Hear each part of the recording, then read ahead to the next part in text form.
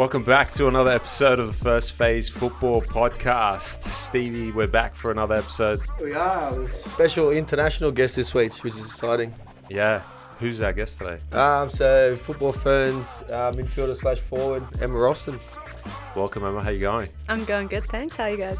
Yeah, not bad. Good. Yeah, sweet. Pleasure to have you in. Thanks. Pleasure to be here.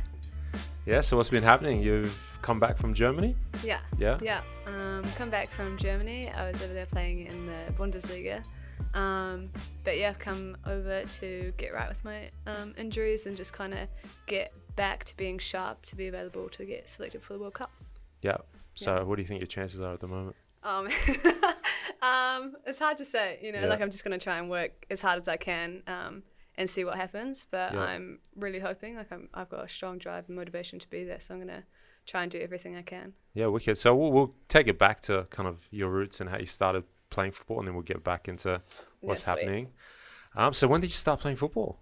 When I was 6. 6 years old, yeah. Yeah. There were a group of us at school, at primary school, and I used to hang out with all the boys, and we'd just play football at lunchtime and stuff, and then we're all just kind of let's go and ask our parents if we can play football, let's sign up for a club. And we all went home and we played for our local club in Whitby, Western Suburbs, and we played together for about 10 years maybe. Oh wow. Yeah, basically all of Premier League, Junior Premier League and stuff. Basically it kind of just stayed the same team basically. Yeah. And so we just played together for forever, and I was the only girl on my team, and they just kind of accepted me as one of the boys. So yeah. So you're playing with the boys till you're 16? Yeah, probably. Yeah. Oh wow. But I also played I think it was at one point I was still playing Junior Premier League with the boys, and then also playing women's Premier League, so in the senior team. So I think I started playing when I was 14 or 15 maybe. Okay. So you're playing both at the time? Yeah. So is it normal over there for girls to play with the boys? Yeah. Or were you just not really these days? I mean, exception to the rule? Yeah, probably. I mean, you see some girls playing with the boys, but I don't think it's that common anymore. A lot of the teams, there's girls teams these days, but I think it's really kind of beneficial to play with the boys because it's rough and tough, and I mean, growing up, you're still at the same level. There's not a distinction in speed or strength or anything like that. So you can keep up or be better. So yeah, I think I loved it. And I think it's great if girls get amongst playing with boys as well. Yeah, well, I think it elevates your game, doesn't it? Yeah. We see the big difference. I'm at the sports high school around the corner, and we see a big difference with the girls that have played with boys and trained with boys to the ones that haven't. So it's definitely a massive benefit. You see them in their games when they're playing with girls. They're a lot more physical than what the girls are because they're used to having to use their bodies. So what's the setup like in New Zealand when it comes to that youth development? So what's the kind of system that's in place there, the structures? So you've got obviously your federations and stuff I'm sure you have here, and so you've got a Wellington Federation, Auckland Federation, Northern, that kind of thing. And then so as you move into reps, which is just your regional kind of team, play tournaments and stuff, and from there you can get selected to represent your region in the federation. And I mean, back when I was younger, we played we had trainings for that, so we'd have Wellington Fed trainings, and I think it's changed now, the whole dynamic, but it was really great. You'd go and you'd train with the best people that were in your region at the time, and you'd have a team as well, so you'd go and play national tournaments against the other federations and stuff, and then New Zealand football were able to see players from there that they would like to have in New Zealand football teams basically. So I think when I was a bit younger, I think I was only 11 at the time, and we just played a Feds tournament, and this was kind of the start of New Zealand football. I think it was early on anyway, for the Ferns and stuff, and we had this camp. It was an under 15 New Zealand camp, and so everybody else was obviously much older, and I think I was the youngest for 2 or 3 years, and so that was probably my first experience with New Zealand football kind of stuff, and then it kind of just gave me more drive and stuff to kind of develop more, and I think a lot of kids kind of go through that as well. They go through the federations and stuff, and then they kind of figure out whether this is what they want or not. Yeah, it's similar to what happens here. Yeah. Well, how do you think that kind of setup works, Steve? In what way? In development compared to here with the SAP programs and. So that would be a similar setup. So you represent your club teams, which is the rep part of it, and then you represent New South Wales, which is your region, and you play against the other states. And from New South Wales, from those tournaments, that's when the young national teams are picked, or they bring players into to young programs. So I'd imagine that'd be similar. Yeah. Yeah, I think at the moment we've got FFDP, which is like Future Ferns Development Program for like the women's side, obviously. And you've got players coming in from age group teams or like domestic-based Ferns. So they all train together and stuff, and they've got like an environment where they can like. How long has that program been in for? I'm gonna say a couple of years, maybe 2 years, 3 years. Yeah, because we started something here similar, maybe last year. So we might have copied. Copied us, of course. There you go. The Kiwis got ahead. Yeah, so that's a similar thing where they're training 4, 5, 6 times a week. They're based here in Sydney. Domestic Matildas that aren't overseas, obviously part of that. And then the best girls in the country are billeted into Sydney, where they all train together in that environment. So. Yeah, all the girls train in Auckland too. So they've got to, like, if you're from different regions, you either got to like move up or you're kind of excluded. Yeah, so I suppose how's football perceived in New Zealand? Is it popular, or is it just in the back? The rugby unions, everything, netball for women's, everything. Yeah, I mean, I think it's growing, which is awesome to see. I think there's like, since we had like the World Cup, the Under-20 World Cup in New Zealand, I think there's like a lot more talk around the game, which is like awesome. And I think you see more kids getting out and getting involved. Like I think we have like a pretty high rate of like footballers in like young footballers in New Zealand, which is like awesome to see. And I think like having events where they can see like Ferns or the All Whites players come along and interact and that kind of thing only kind of drives them more. But I think that's like really important, the community side of things and like giving back. Because obviously you got like a lot to thank people for as well. So I think that's one way of doing it. And I think there's only growth for football in New Zealand. I think we're in a good space to kind of go up now, and like I think the more support New Zealand gets, then like the more we'll improve.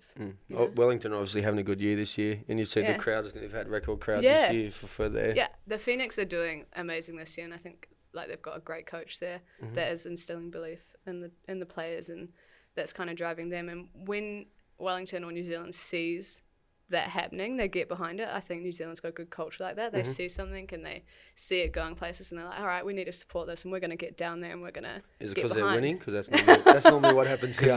That's an A-League culture. You win, you get fans. If you don't, you get nothing. Yeah. I think this is like the first year the Phoenix have done well, and I think done like this well, and I think it's hopefully something that's going to stay, and it's hopefully like the fans are going to stay, because like the teams need that. I think that's part of the reason that teams do well with support, you know? Because there's been a lot of talk here the last couple of years with how Wellington's been performing and what they add to the Australian League about a lot of people are behind them not being part of the Australian League. What would that do to football in New Zealand if that was to happen? Yeah, I mean, as is, New Zealand's already pretty small, like we can't have professional leagues there. So the Phoenix being a part of the A-League, I think is like really detrimental to football in New Zealand. It's I think we need that. Like it's a pathway for male footballers to progress instead of going straight overseas, and it means that we can have more players developing in New Zealand. But I think without the Phoenix, it means like players have to go overseas, and probably at a younger age. And I think that will impact development. What is the second tier? So obviously there's the Phoenix, which are in the top. What is the second tier of New Zealand football? You've got the Premier League for the boys, basically National League. It's a national competition. Yeah, so we've got a men's one and a female one, and so they play in that, and I mean that's like the next big thing. You've got like great teams like Team Welly and like the Auckland. Yeah, there's one they're playing. Is it the Oceania or the FIFA one? They're playing the FIFA one. They always qualify because the rest of the Oceania teams are crap. Eastern Suburbs just did awesome, and they just won the National League, and their team is like unbelievable at the moment. So they've been working with Ole Football Academy down in Wellington, and they've got like people behind them that are just like giving it all. So like I think that's a team that's going to be competing this year. Is it professional, semi-professional? I think the National League for men is semi-professional. Yeah. What about for women? No. Yeah. There's not really. It's hard for women. We have like limited players, and that makes it really tough for women footballers in New Zealand. Like we have the National Women League, but that has like 6 teams in it at the moment, you know, and like you've got, which is your main cities and stuff. But other than that, like you have to play like two rounds against each other, you know, and that's kind of it. Like you've got 12 games, and that's a really short league. It's like, similar to W League. Yeah. Just smaller. Yeah. But like you want the competition to be harder, you know, like you want there to be a place that women can play and like be challenged and stuff. And not have to go overseas. Yeah, because I think then it changes, because it's like if you want to play football, you got to go overseas, and moving overseas is like a big deal. So it's like that's a serious decision. So then you only get the players that really want to progress and play football professionally. Then they'll go overseas. But the ones that don't, they just kind of stay, and that's like absolutely fine. Like, but you just like, I think there should be like a better pathway. Yeah. Did you ever see a W League team in New Zealand? Yeah. I mean, I think there's been talk around it, but I think it's harder to do than to talk about, obviously. But I think that would actually be like a great idea. Yeah. I think having like a Wellington Phoenix women's team would be great, and just like it would give a pathway for the players that are based there, you know, and players that want to play there in the off season if they're playing in a league that allows that. But yeah, I think having that would be great. And then there was the talk with the A League, the Phoenix, not. But I mean, if they're going to perform and they're going to add value to the league, then I think it would be like the next step. Yeah, that'd be good. Yeah, I could see it happening in a couple of years. Yeah. I think it's just like the cost of everything. You know, like that's maybe if it was like based in Australia, the team was, you know, or something like that. I'm not really sure, but But I think with the money that's starting to come into women's football now around the world, it's not. Inconceivable that it could happen within the near future, that money would be in somebody to support it, whether it's a federation or whether it's private entities. I think people are starting to realise the value in women's football and actually supporting it. You know, like you have to invest something to get something out of it. That's the thing. You can't make a return without investing anything into it. So the fact that companies or corporations are seeing this and actually wanting to put money into it is awesome. And I think like the growth over the next 10 years is just... Yeah, I think it's going to be on par, or very similar to what the men's is. You've seen it across the world, the crowds that they've been getting in Spain. Yeah, lately, it's amazing. It's unbelievable. It makes me so happy to see that as well, because I'm just like, you know, I'm only 22, so I've got like years ahead of me, hopefully. And seeing that, you know, it makes you want to work harder, because you can get those crowds, 100%. You know. Yeah, it's cool. It's very cool. So you were playing with the boys, and then how'd you progress to playing, you know, like youth international, and you know, you've played for a couple of professional teams as well. So you want to take us through kind of that journey? I mean, you've probably spoken about it a million times, but but I went through obviously the federation kind of stuff, playing for Wellington, and then was selected for like the under-17s team back in 2011 and 2012. I was like 14 years old at the time, and like so going into that was like really cool, because I was like, this is like a New Zealand environment, this is really cool, this is a good opportunity and stuff. Went to a few like camps and stuff, and you know, like I went up with like a few friends as well, a few Wellington based players too, and that was a really cool different environment to be in, obviously, because it's more professional in a way, obviously, to what I'd been used to. But no, played in that under-17s tournament in 2012, and then moved on to under-20s for the next World Cup in 2014, and I think that was like my favourite World Cup that I've been a part of. Just because of the bunch of girls we had, and like I think it was like a really great environment. I'm not really sure how else to describe it, but it was like that was the first year a New Zealand team had made it to the quarterfinals and stuff, and it was just, I think the vibes in the team was just, you know, like we can do this. We, you know, like never say die. Kiwi culture, and like I think that's really important in building a team. And then I kind of had like a few injuries going into the next World Cup, and then went to that under-20s World Cup, and then kind of go into the Ferns and stuff. So and then club-wise, I suppose you're playing in New Zealand first, and then you came across to, I think you played for Sydney FC? Yeah. So in 2017, I kind of was just like, I want to change, you know, like I want to go over, I want to develop and play somewhere else. So I decided to come over to Sydney, and like had, you know, it was a great year. Like I was injury-free, had like awesome time here. Like it was really, I enjoyed like the coaching and just playing in a good kind of league. And then W League was my goal of coming over here. I was like, I need to, like I'm going to set this goal. I'm going to try and do everything I can to reach it. And ended up playing for Sydney FC, and that was like, it was a great experience to be playing with like the caliber of players I was playing with. And the trainings were good, and games, like it was just, I found that to be a really good environment for me personally. And then after that, I ended up going back to New Zealand for like a month or so, and then heading over to Germany and playing in the Bundesliga for Duisburg. So that was an experience and stuff. Like I'm glad I went over there and had that experience, and now I know what to expect from like a professional contract, and like the things that happen. And the caliber of players in that league is like unbelievable. Obviously, you're playing in like one of the best leagues in the world for women, and like it's just a whole different dynamic in Europe. Yeah. How did that opportunity come about? Through New Zealand Football, actually. Okay. Yeah. So they asked me if I wanted to go over there and trial, and I was just like, yeah, like why not, kind of thing. Yeah. Like it's a different opportunity. Like it's one I want to play professionally. So I thought this is a good thing to do. So that's kind of how it came about. And so they arranged that for you. Yeah. Oh, yeah. wow. They had an agent through New Zealand Football, and they were just, that's kind of just how. Oh wow, that's it just pretty got cool. set up like that. Yeah. They were just like, do you want to go? And I was like, yeah.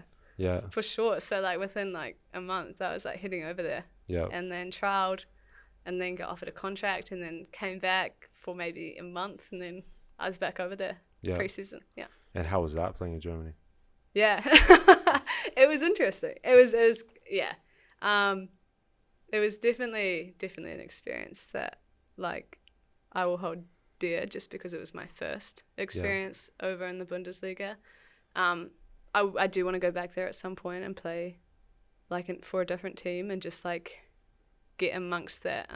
You know what to expect. Yeah, I know what to expect now, and I think like that's a big part of it, and like have the support around you to be able to do it really. Like you want to be enjoying football, and I think when you enjoy football more, you play better.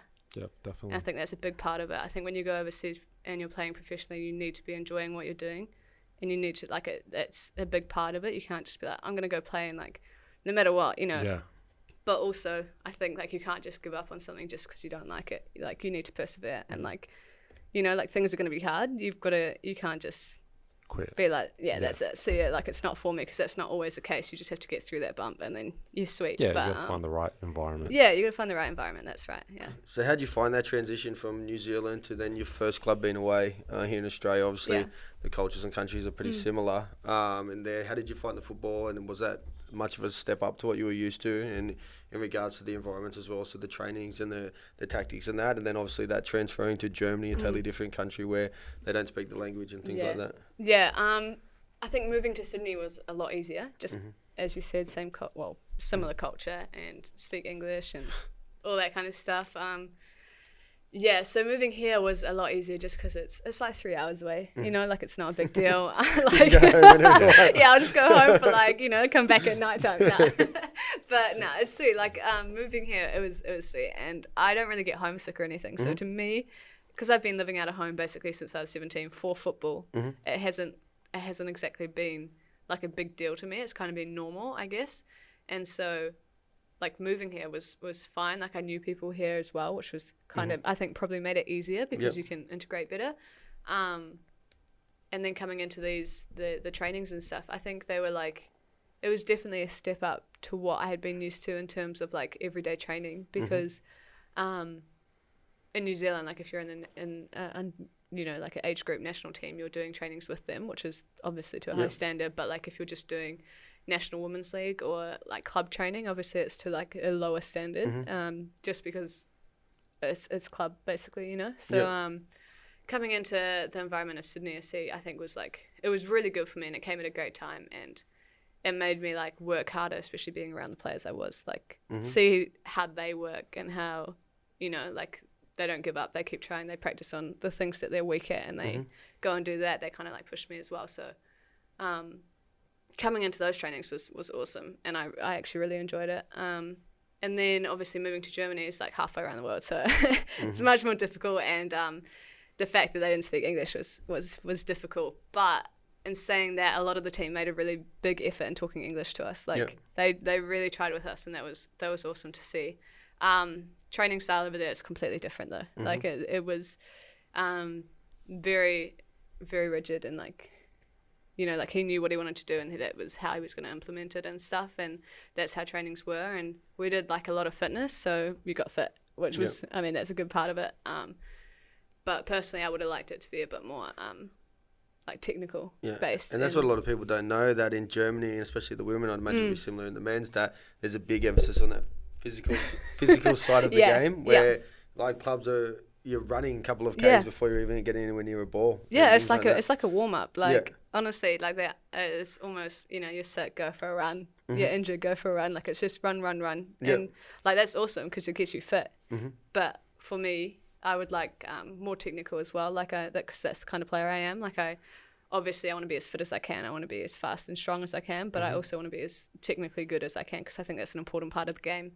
I don't think you can skip out on that because you're playing football. You know, like that's what football is. You need to be like football, like aware basically. So what did the training week look like there? Monday was like a regeneration day, so we're at the gym just biking or running basically, and you could. So that recovering from games. Yeah, and you could do a gym session if you wanted. Tuesday was you'd have trainings for the subs, and then like a rest day for the starters, and you can gym that day as well if you really wanted to. Wednesday was a double day, so morning session and then night session, same on Thursday. Friday was night training, Saturday morning training, Sunday game. So it was kind of all day, every day. Yeah, and we spoke about this before. They were longer sessions, weren't they? Yeah, about like 2.5 hours long each session. And then when it was like 2 hours, you're like, yeah, it's like short session. Which is crazy if you think about it. Early one. Early one. So, I mean, it was definitely tough, but I mean, it gets you into a different mentality, I think. And how did you find adapting to the way they play football over there? What was it that you noticed when you went there with the games that was the same or different to what you'd experienced before that? I think I probably found it a little bit more difficult to adapt just in terms of playing style. Just because it was, obviously, as I've said just before, like it was very much like play this way. Like, and as like an attacking midfielder or a striker, like my game is being creative or trying to be creative anyway, like being unpredictable. Like I feel like that's kind of my thing. So to have that taken away was really difficult for me personally. But in saying that, like it's not about me, it's about the team as well. So you need to understand your role in the team and complete that job really. Like that's what you're there for. But yeah, I found it difficult, but I think there are like a lot of girls that have gone over there and they've enjoyed it and they've found it to suit their playing style as well. And I think you need to be adaptable. Like you can't just be one way or no way. What was the style of football over there? So I know a lot of girls go over and they're surprised at how direct and physical the game is over there. Is that something you found in Germany, or was it more technical or tactical? Yeah, physical, definitely physical. Probably like physical and just kind of direct. There was no kind of like playing the football, if you get me. Like it's not you're not trying to knock it around. It's more like get the ball, pass, play forward, get a cross in. Like they love to play wide. Love to play, get the ball wide, get the cross in. That's their thing. Rather than like obviously go down the centre or have players like kind of everybody should be playing the same way really. So like defenders, attackers, midfielders, you know, you're like on two touch kind of thing. Like you'll get the ball and you need to be in space. You need to be able to receive the ball. One play, know what you're doing with it, that kind of thing. So it's very much direct compared to knocking the ball around. Yeah. So who was the biggest clubs you played against? Did you get to play against the Bayerns? Yeah. Wolfsburg? That was my. I didn't play against Wolfsburg. I think I was injured in that point. But Bayern. Yeah. So that's big clubs. Obviously, Bayern's only just the last couple of years come up, but clubs like Wolfsburg have been there or thereabouts for the Champions League for a very long time. It was very, very cool to play against them, just in terms of like challenging myself and seeing the way they play. Seeing their strengths and how they just knock the ball around and how the space they create on and off. They just knew each other inside out. And I think that's really important in the team, having that trust that you can do that. You can play a ball and you know that player is running in this direction, that you can just play it and they're going to be there, that kind of thing. Like they just had a great understanding of each other, and that was really cool. So a big part of going overseas, obviously a lot of players say this is where I want to go in my career, I want to go overseas, and the football side of it sounds great, but then there's the reality of getting there, not knowing the culture, not knowing where you are, in your case not speaking the language, being so far away from friends, and the amount of downtime that you have as a professional player. Like, how did you find that personally? I know you spoke that you've been okay with being away, and what advice would you give to players that are thinking about those kind of things?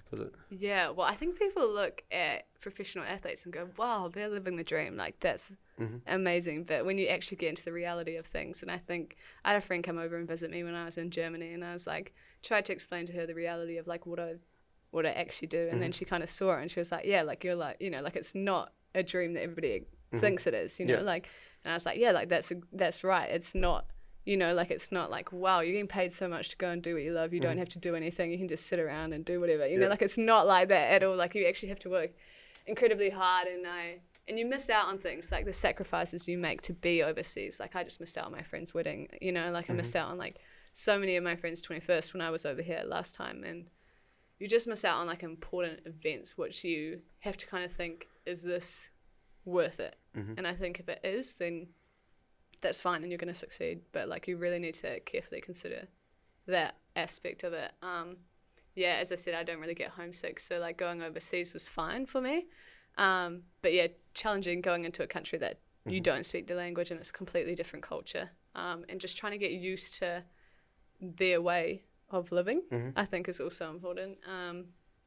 Probably some advice, I don't know, I think you just need to consider everything very carefully, like your social side of things, because you miss things and you miss your friends and your family, and just because you see with social media these days, you can see what everyone's doing all the time, you know, like you can see your friends out having a good time, you're like, damn, like I wish I could be there with them, but you're working towards something. So yeah, I think you just need to consider whether everything is going to be worth it for you. Like if you're truly passionate about it, I think there's no questions about it. You do it because it's what you want, you know.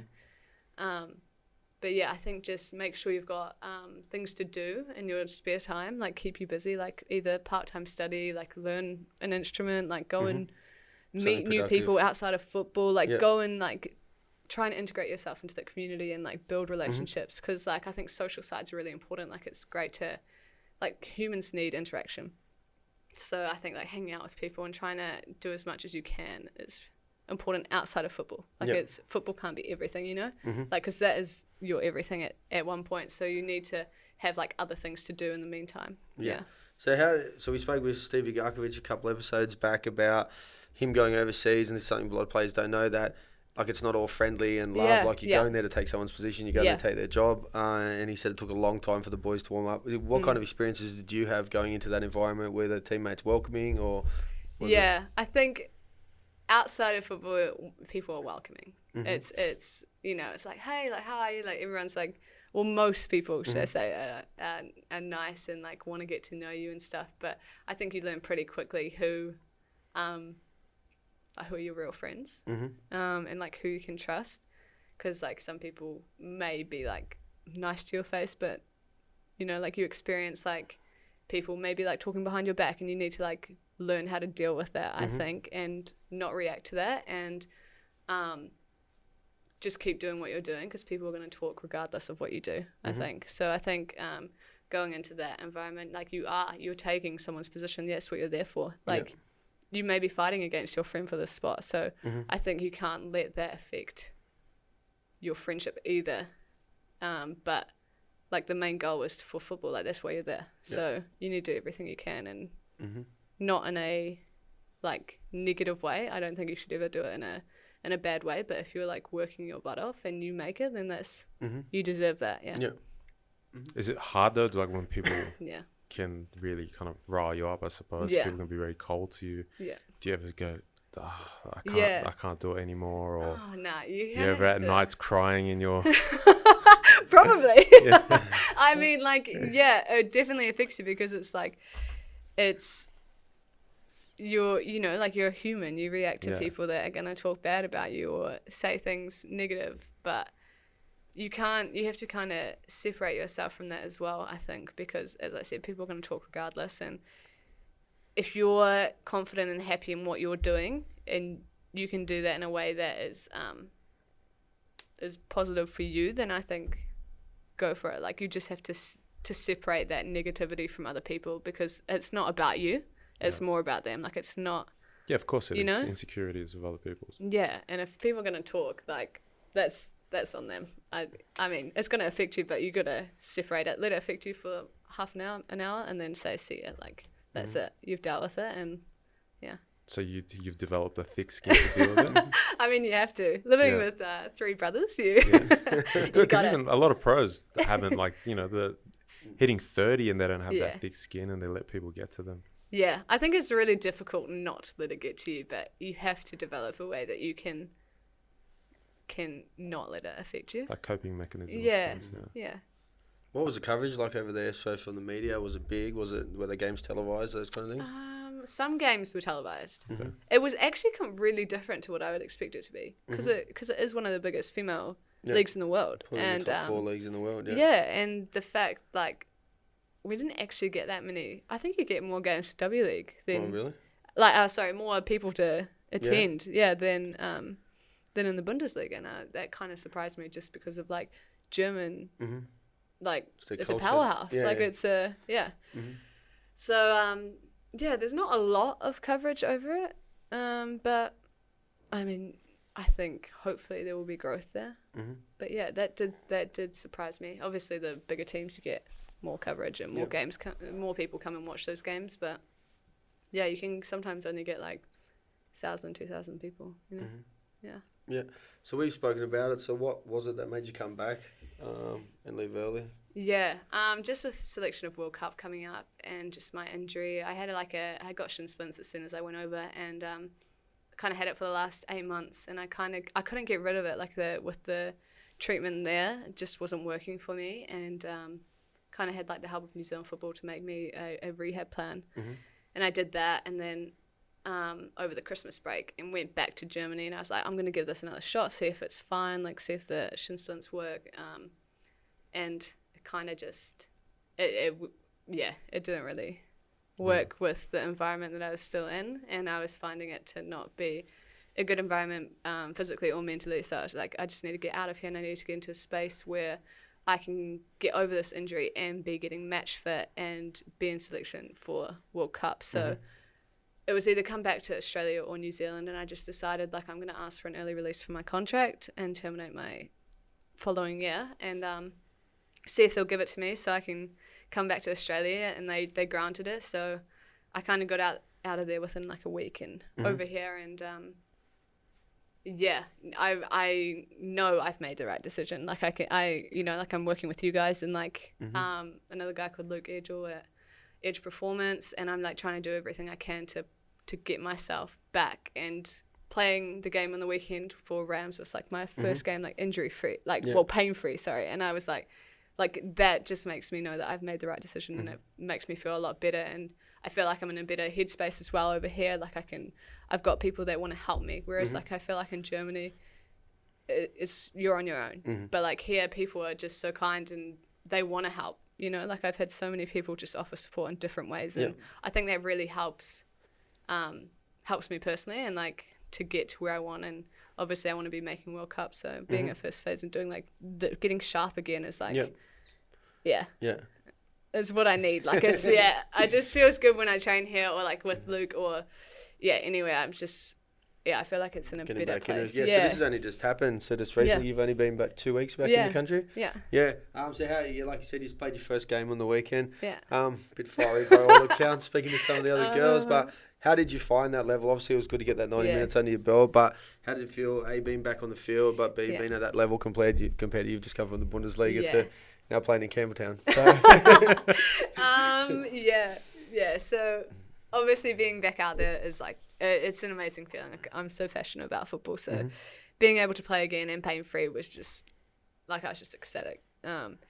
And obviously there's that change in level, which is like definitely difficult to like comprehend, because you're coming from the Bundesliga where you're playing, in a great league, and then you're coming to just like that, what is it, WMPL, like it's different, but I think I can use this as like fitness, and I can use it to help other players, and I can like, because we've got experienced players in the team as well, they can help me, you know. So like with their experience, I can lean on them for mentorship or anything like that, and I can try and help some of the younger ones and like everything like that. So I think being in this team and being able, and league actually is going to be beneficial in the next couple of months. Just with the players you've got, you would have a couple of 100 W League games amongst them with there. So obviously Lena Chalmers, Emma Rolston, Kylie Ledbrook, quality players to learn. And for you, you're still a baby. Girls back compared to them. You're still a baby, so that would be a good environment for you to obviously be able to learn and work with those players. I love being able to work with players like that, just because they hold so much experience and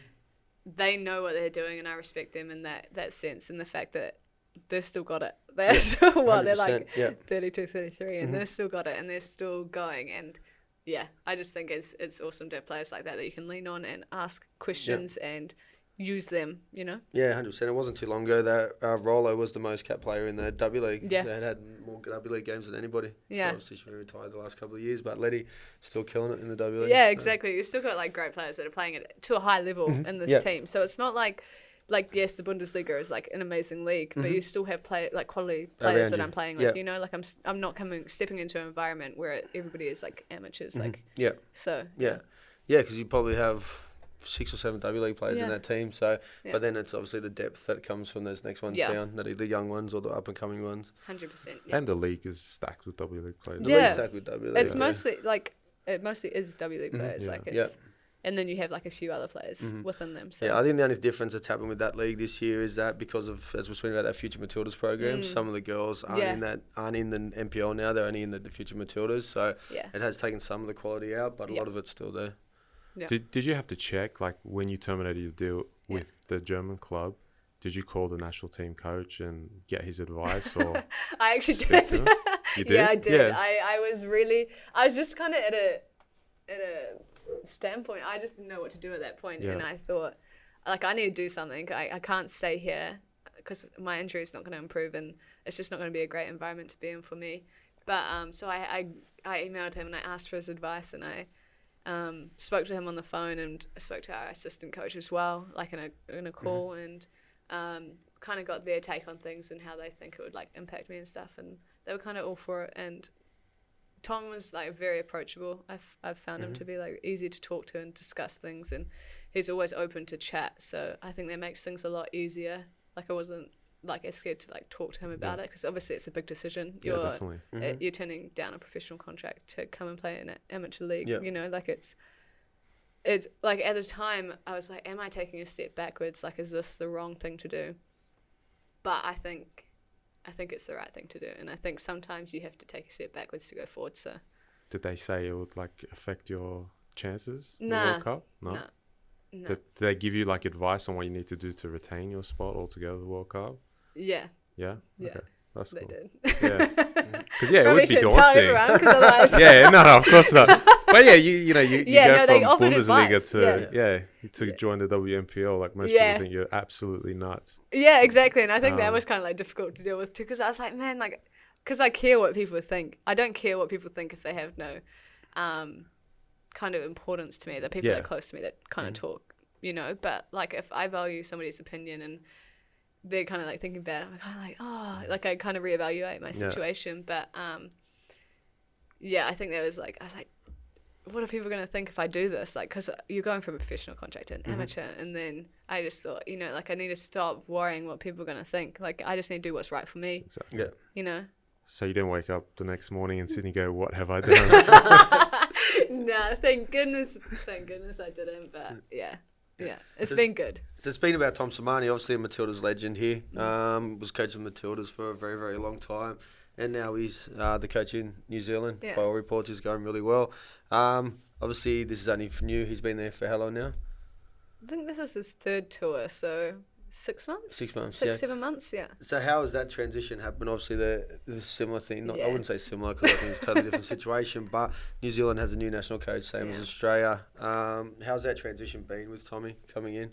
I think it's been really good. I think coming into that first tour again, which was qualifiers, where he was the coach again, it was the vibe and the team was just so much more relaxed. Like everybody was just in a good place, I think. And since then, we've done things to kind of develop our culture and start like a new Ferns culture and kind of wipe the slate clean, I guess. And I think that's been really, really good. We've had like a mental skills coach come in as well and work with us. And I think Tom, I have a lot of confidence in him. I think he from what I know from him, obviously I haven't had a lot of experience with him and he probably doesn't know much about me as a player, but I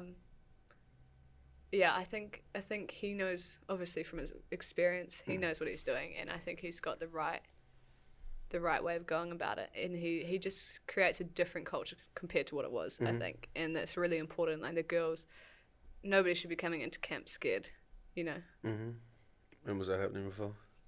No, maybe. But yeah, I just think creating a good team culture is really important to Kiwis. And building a team that is going to be like respect one another and fight for one another.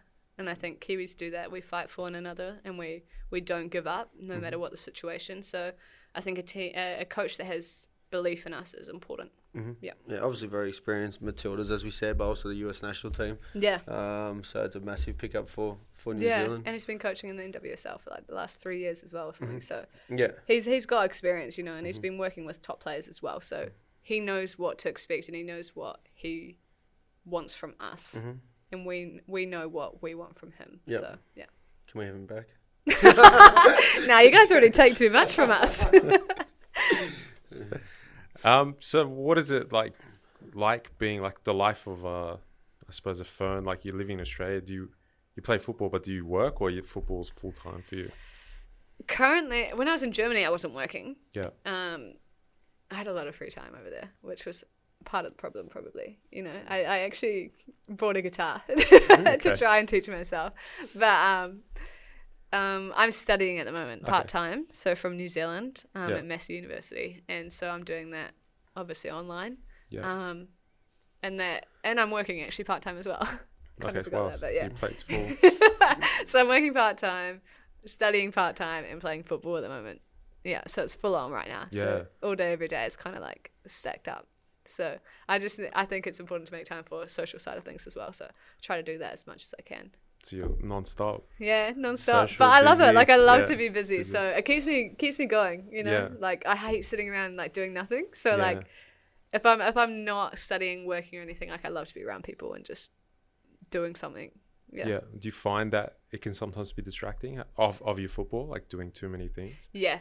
I think there's a balance between doing too much and too little. Yeah. I think you really need to find that. I think like when I was a bit younger, when I was studying as well, studying full time and like trying to play football full time, and I was like, whoa, like this is just so much going on. And I took a break for uni for 2 years actually. Okay. So I've only just come back this year.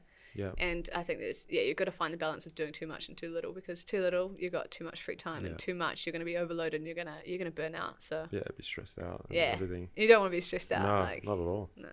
And what are you studying? Studying a Bachelor of Business, majoring in entrepreneurship and innovation, and minoring in marketing. Okay, cool. Yeah. Very cool. Such a change of degree right now. So this is my first semester with this. What were you doing before? Well, it's actually my third degree change. Only 22. I did sport and rec first year, and then I changed to forensic and criminal psychology. Okay. Yeah. So they're all like completely different, but I'm really enjoying it. So. Yeah. Cool. Yeah. So Steve, I think we've got some questions. We do. So we put in our story today, as we do each episode, for some questions. So I'll just throw some at you. Who is your biggest inspiration? Oh, this is hard. I think I wouldn't say I've got like one big inspiration. I think I draw from like a lot of things, like the people closest to me. So my family, my grandparents, like my best friends. I think I draw a lot of inspiration from them, especially like the ones that play football as well, because they go through the same grind, so they know what it takes to be there. And when I'm seeing them succeeding, I want to succeed too, and I want to try and, you know, so they all inspire me, like especially my family as well. Like, most memorable moment in your career so far? Under 20 World Cup 2014, just when we qualified for the quarterfinals. That was like, the vibe in the team was just insane. It was magical. Yeah. Not your first goal for New Zealand? Yeah, I mean, that was great too. But what would be your dream football club to play for? Man,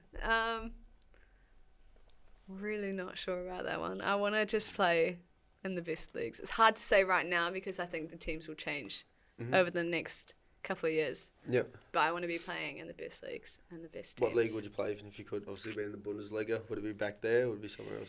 Probably somewhere else. I want to experience kind of like a few leagues. I would love to go to England and play in that league at some point in my career. Or America, I'd love to go and play in America for a bit just to experience different, because I guess every league has a different style. And I want to kind of see what compete with the best. And I know that there's like a lot of great players in all of these leagues at the moment. Yeah, so probably like England, I'd say. Who would you play for in England? Do you follow the Premier League? I don't. No? No, I don't. Have a team? No, I don't have a team. Liverpool, there you go. You have a team now. What was that? Best thing about being a twin. And I bet you it was him who asked that. And do you think you'll end up having twins later in life?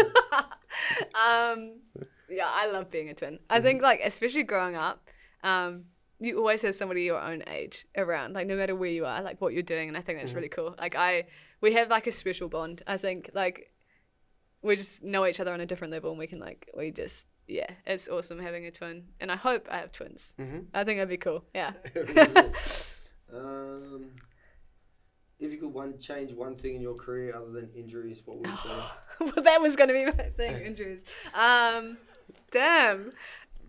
One thing. I probably wouldn't change anything. I think it's kind of got me to where I am at the moment, you know?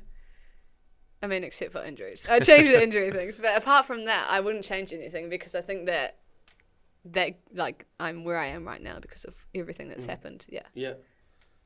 How does it feel being able to travel around the world playing soccer so young? Yeah, it's pretty special. I think a lot of people don't get to do what I do. And, you know, like, they don't, like, playing football professionally is my dream. And a lot of people don't get to realize their dream. So I think being able to do that and travel the world and see different things is, like, it's really cool. But I think also people misinterpret that. Like, we don't get to go and see all the sights and we don't get to have a lot of, it's not a holiday. You don't get to have, like, a lot of downtime and whatnot. So you do get to travel to these countries, but you don't get to see it. You know, you don't get to see it properly. Yeah. But it's really cool. I'm grateful that we get to do what we do. Yeah. And most of the time you're playing in winter, so. Yeah, exactly. Kimberly Page said, "Ask if I'm her favourite." Yeah, sure.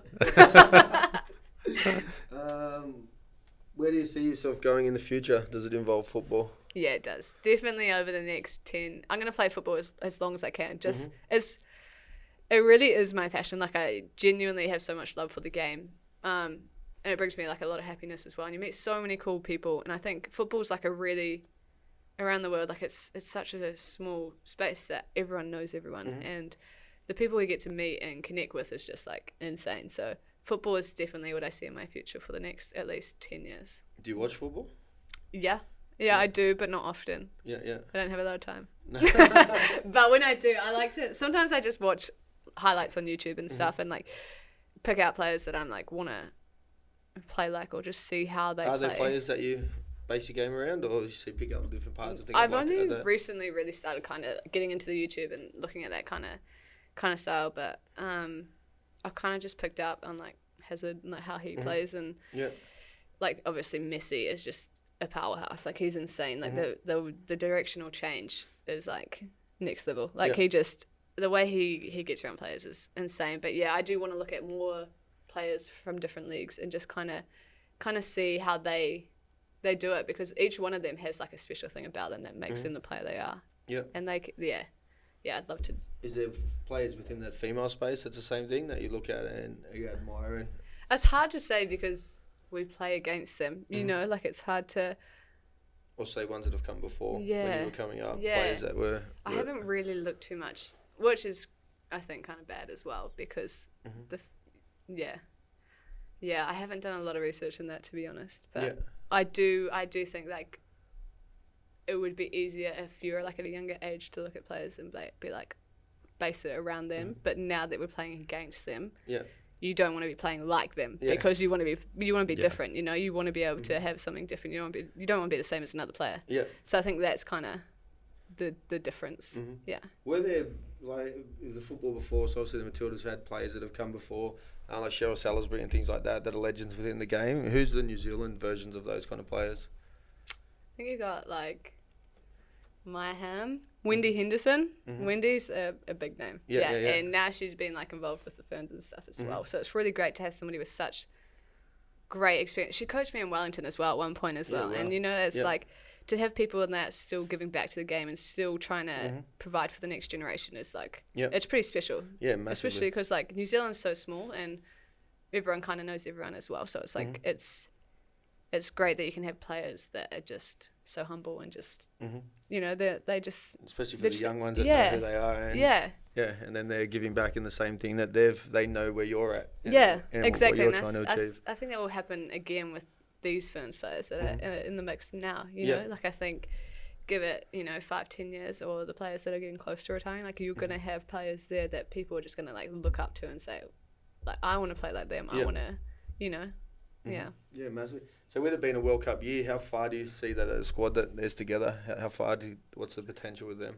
It's hard to know. I mean, you've still got like players that are cracking on, you know, but those players are still performing. Like they're not taking anything away from the team. Like they are starters. They are players that provide experience and can compete. So it's hard to know. Like, I mean, we've got Olympics coming up, and I don't really know anyone's personal plans as such, but I mean, I think the team is like a great team together, and I hope that we stay together at least for Olympics. Yeah. Last one is, what is your advice to young players? Advice to young players: figure out what you want to do. I think, and I think you should always enjoy what you're doing. If you're not enjoying it, then like, what's the point in doing it? You know, you need to find something that you enjoy doing and you're passionate about, and just put everything into it. And I think, like, you're going to have work that's required of you, and just because you've done that doesn't mean you should stop there. You should be doing extras, you know, like you should be going above and beyond, you know, because there aren't any limits. I think a limit is what we place on ourselves, and we think that, we can only run this much, we can only do this much, but it's not. It's a mental side of things, and I think you need to get mentally tough as well, especially if you're going to enter like professional and international games. Yeah, massively. So just on that, Is doing extra something that you've always had a part of your game? Was there a reason, or was it later on that you thought these areas of my game that are weak? So Caitlin spoke about when she was in Japan, it really stood out that technically she needed to be better. Was there a certain point in your career that you realised it, or was it always something that you've done?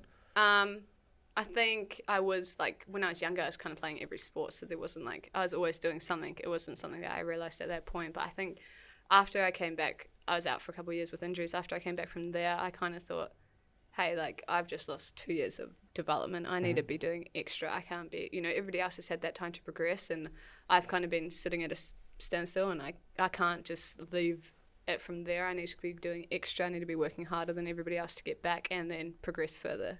Because you can't expect to go further or to be like one of the greats if you're not prepared to do the work. Yeah. Like hard work, you can't just wish it. You can't just be like, if you do the requirements, you're going to make it, because you're not.